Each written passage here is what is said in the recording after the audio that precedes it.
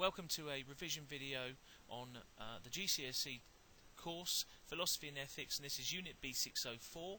It's on the OCR specification. It's around the topic of peace and justice.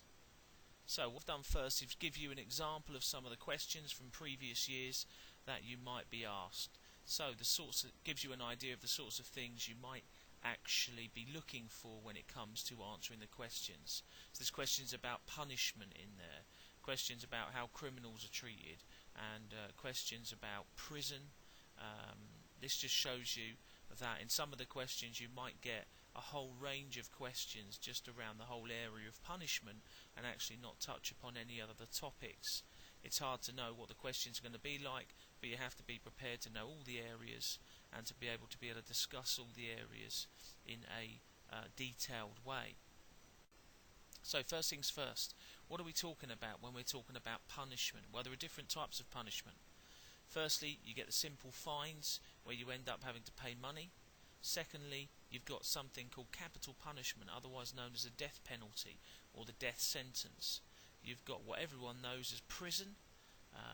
You've got different types of prisons as well, high security, low security prisons. And you've got community service, and this is where people basically don't get put in prison, but they end up basically doing work out in the community because their crimes aren't deemed very serious. So they're the different types of punishment. There are more, but there's 4 for you to try and remember. Secondly, we're talking about, importantly, the aims of punishment. What does punishment seek to try to do to people and to obviously to the members of society as well?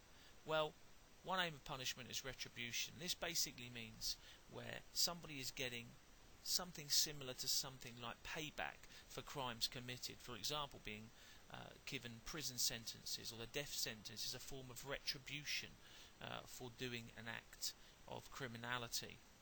Secondly, the aim of punishment is to deter, which basically means to put others off committing crime. You want to deter people from doing things, so when they know the punishment is going to be serious, they don't actually want to do it. Thirdly, it's to reform the behaviour, and reform means to change the behaviour, to show the offender that committing crime is not good, and through education and training, trying to get them to try and be productive and live meaningful lives in society.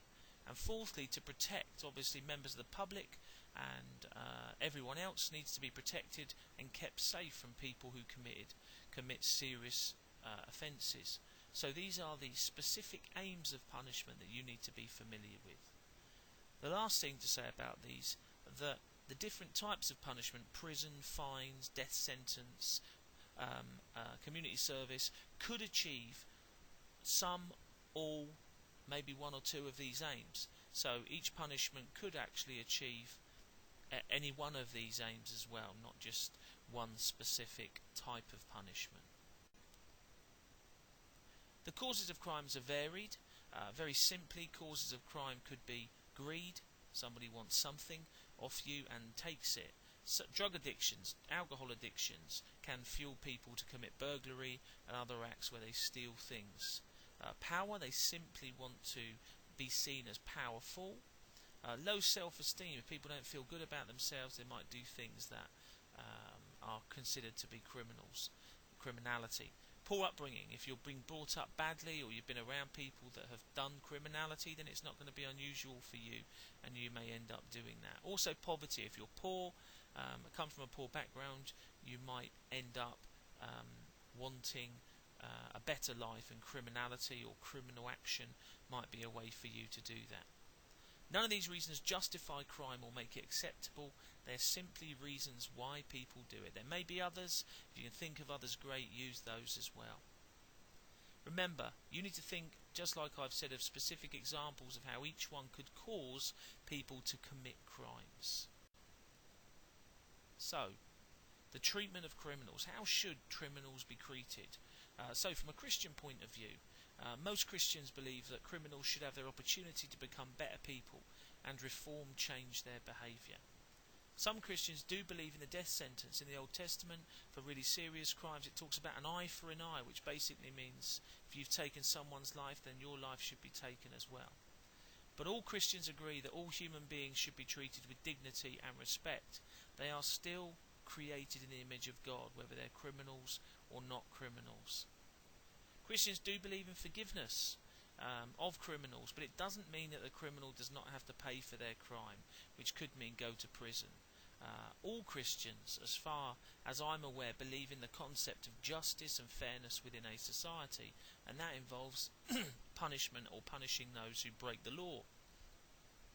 Christians believe the law is good and governments have a responsibility to administer justice. They would even suggest in certain parts of the Bible that God puts governments in place, and their job is to obviously then create the laws. Christians believe, as many other people do, that the punishment should fit the crime. You shouldn't over-punish people for lesser crimes or treat people badly if they've only done some minor offence. So that's how treatment of criminals should be dealt with from a Christian point of view. Do prisons work? One of the things to think about is that some people think prison is too easy. They imagine prisoners all have TVs and PlayStations and basically are able to do whatever they want. But clearly that is not the case. Many prisoners, or a lot of prisons, are where prisoners are locked up for 18 to 20 hours a day.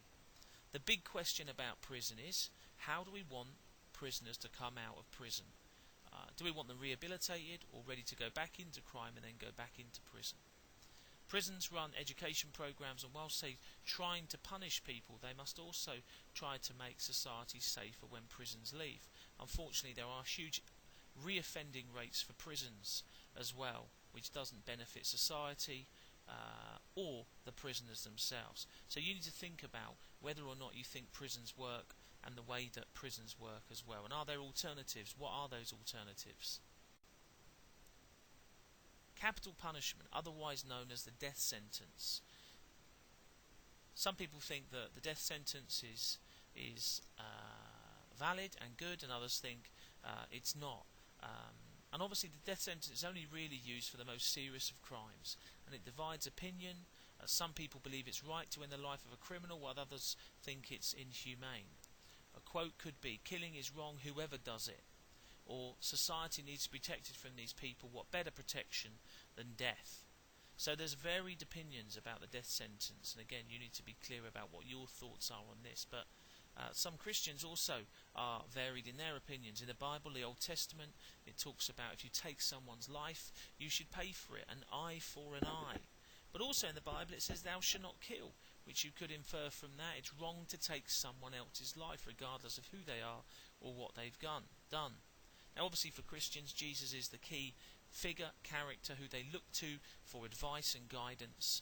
And one of the many quotes Jesus said is, if someone hits you on one cheek, turn to him the other cheek as well. And this suggests that you shouldn't take revenge or use violence against other people. The death penalty is obviously where violence is used. You're going to need to be able to give your own opinion on whether you think the death penalty is acceptable. You need to think of reasons. You need to think of reasons some people disagree with it, and come up with also non-religious reasons. And the more you can think of, the better you'll be able to discuss the pros and cons of capital punishment. Key part of this topic as well is the area of violence. There's a whole range of different words on the screen that are connected to the issues of violence, intimidation, threats, computer games, anger, television, revenge, injury, fear, manipulation, protection, genocide. All of these words are connected to violence in some way. And what you're going to need to do is be able to think about, how do these words connect to violence? How does television and violence connect together? Computer games and violence connect together?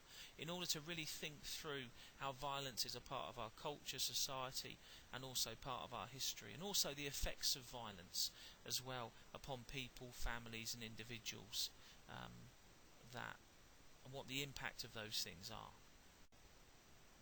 Here's a map. And here are some of the things. Now these conflicts going on around the world are current conflicts.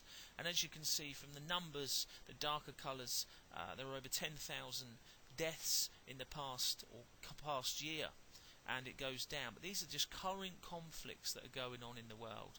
As you can see, death, violence, war is a part of human history, and this is just what's going on in the moment, nothing to do with the past.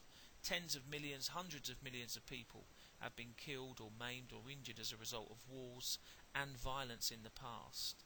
So humans and violence seems to have been around forever, really. The question is, when we talk about violence, what are we talking about?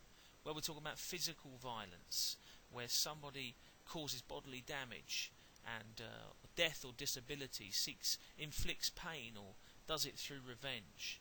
You've also got emotional violence, where this isn't necessarily physical but mental, causing emotional damage. And again, this is by manipulation, by instilling fear and emotional pain to control someone. So violence doesn't just mean hurting physically another human being, it can mean causing emotional damage as well. Why is violence used? Well, there's a whole range of reasons why violence is used. You have hate, greed, power, fear. Some people are mentally ill. There's jealousy. They just want to control people. They like the feeling of power. And in some cases it may well be simply self-defense.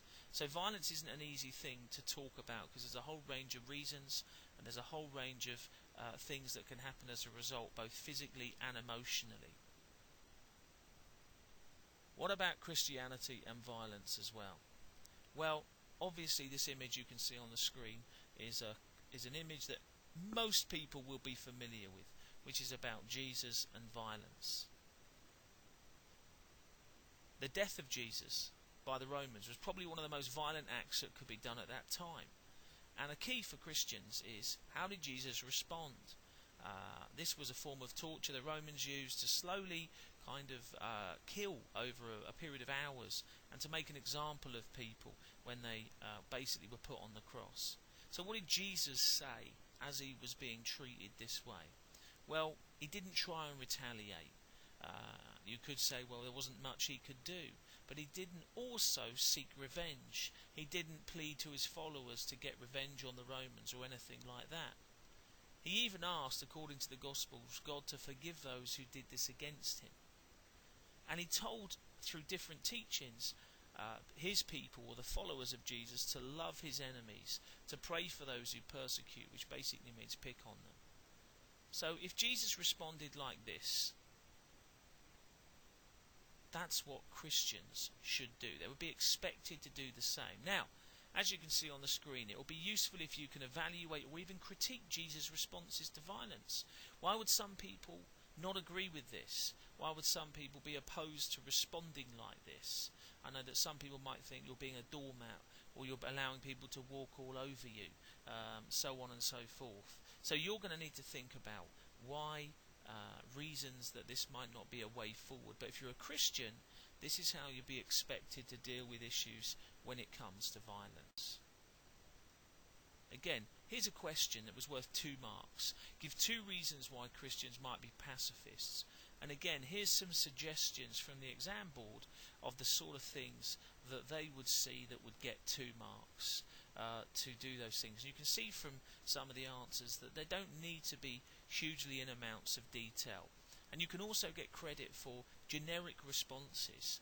Okay, they don't always need to be clearly religious. If you can think about the consequences or why they shouldn't do it, and it's not necessarily religious, it's not necessarily going to be wrong. So again, you're going to get 1 mark for each response. It's a B question, and it will be worth 2 marks. So what do Christians believe about non-violence, or otherwise known as pacifism, which is what non-violence means? So Jesus, for a lot of Christians, was considered to be a pacifist. He talked about loving your enemies, praying for them. If someone slaps you, turn to him the other cheek. He never used physical violence towards another human being. And when he was arrested, he didn't fight back. The only time he got angry was when he turned the tables over in the temple, when he felt that God's house of prayer was being used as for a den of robbers and thieves. But he didn't use physical violence, according to the scriptures, on people. There have been a number of Christians who have refused to fight in armies and wars. They have played other roles, such as medics, in those roles which are called non-combative roles. They do this because they believe that this is what Jesus would want them to do. So Christians have a long history of pacifism and not fighting in armies and wars. The next topic we're going to talk about is social injustice. And again, here's a question, it was worth 3 marks. It was asking you to find out how Christians might respond to social injustice. You can see in red the different types of examples. So you're going to need to know what social injustice is and how religious people might respond. But you're also going to need to know how you might respond to ideas of social injustice as well. And again, you can have generic responses that don't need to be overtly religious. If you look at the last 2, specifically, they're not religious responses at all. They're generic responses that anyone could do. So you can use those and get marks for those as well. So when we're talking about social injustice, what do we actually mean? Well, firstly, society is the way we live and all the groups of people that live within it. Secondly, you've got a number of key areas that make up a society. These areas are things like the government, law, education, security and jobs. Now, within that society, certain groups have been treated unfairly within it. Women in history, the poor in history now, black people, again historically, disabled people and different ethnic groups within these particular societies. And this is what's known as social injustice, where people are not treated fairly and other groups are given, if you like, preferred treatment. So, here's some examples of social injustice. In areas of government, obviously, they can create the laws that stop people from being treated fairly. For example, in South Africa, the government kept black people separate from whites through the laws called apartheid. The government controlled the army and police. People who protested against this were arrested or killed. That's an example of social injustice. Law. In America, the 40s or 50s, laws kept black and white people apart. This affected access to jobs, education, politics. Black people couldn't vote. People who protested were arrested or killed. And again, the government and the law worked together, and the police and the army again basically enforced this law, which mistreated people who were not white. Security. Again, the military and police control the government and laws. They use power to control all the people and stay in power. If anyone protests, they get arrested and put in prison. Examples of social injustice: people who have been treated unfairly by those in authority and power. Here's a couple of pictures. Martin Luther King was arrested, again for protesting against the disadvantages that the black people were suffering, or the injustices that they were suffering at the hands of unjust laws. And you see a picture on the left where a woman's being arrested for protesting for wanting women to have rights to vote as well.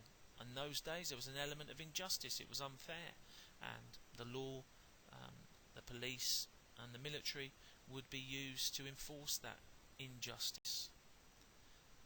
There's a woman here you can see on the cross, pictures of her as a farmer. Her name is Maria Gomez. And Maria Gomez was a Christian who lived in El Salvador. And in a spare time she went to rural villages to teach peasant women so they could teach their children, principally in order to be able to read farming and health leaflets just to improve their quality of lives. But she was perceived as a threat by those in authority. That basically became concerned that people who now could read would want their rights and would begin to demand them, and she was killed as a result of this, pursuing justice for these people. And again, she ended up paying with her life. So when we talk about justice, we're talking about fairness in a society. Here's a quote from the Bible, and it says, "Let justice roll down like waters and righteousness as an ever-flowing stream." This is from the Old Testament and talks about God wanting justice to be seen. So God is seen as a God of justice and fairness, and he wants to see justice and fairness within all groups of people and all societies. So here's a key idea or a key way of looking at injustice. So firstly, you start with the belief. So for Christians, they believe that all human beings are created in God's image. And this basically means that every human is innately unique and special. This idea comes from the book of Genesis in the Bible, where God created Adam and Eve, male and female. This means that all human beings should be treated with dignity and respect regardless of age, wealth, or any other particular position that they may or may not hold. The effect of this belief should be that they should result in Christians or those who believe in God challenging unfairness or inequality because they believe every human being is made in the image of God.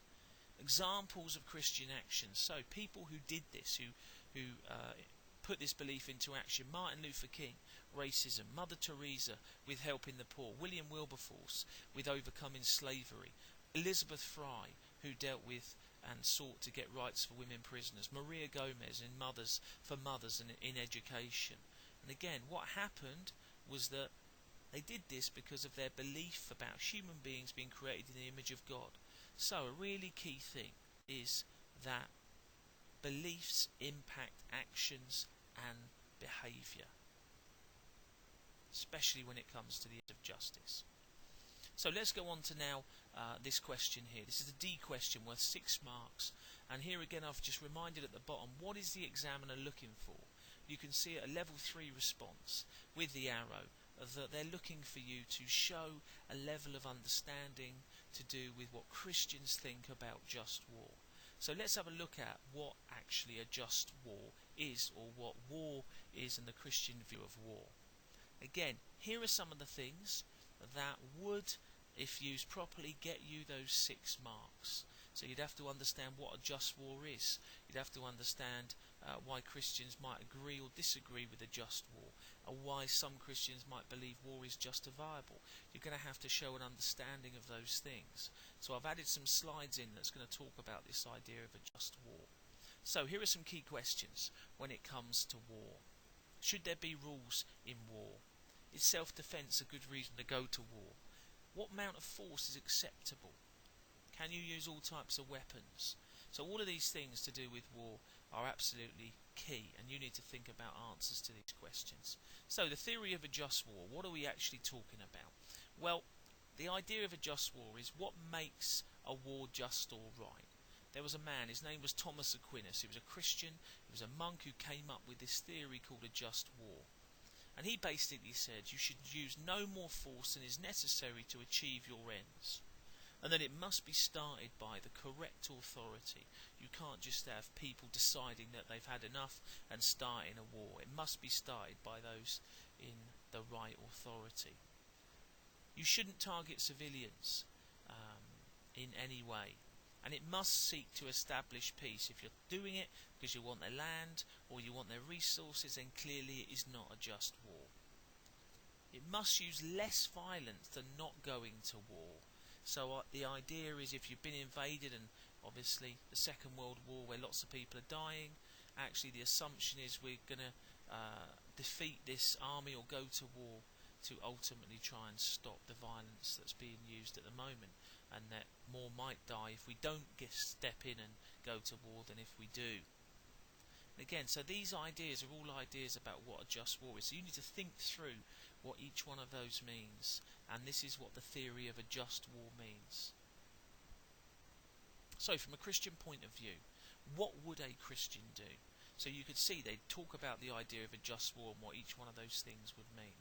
There are other things as well. So they might put a pressure on the government to stop it. They might be prepared to take part as non-combatants, medical. They might believe that war is always wrong because of biblical teaching and refuse to take part. Thou shalt not kill. Regardless of the ideas of a just war, some will believe that the Bible says not to kill and they won't take part. They might wish to help people that have been harmed by the war. For example, charity or relief work may be a way that they could help and show compassion. They might consider whether it fulfills the conditions of the just war theory, and actually use that to decide whether they should go to war. And they might fight in the war under certain circumstances, especially if they consider it to be moral or part of the just war idea. So they might not have a problem with going to war. So there are lots of things a Christian might do if it came to actually thinking about going to war, or their attitudes towards war.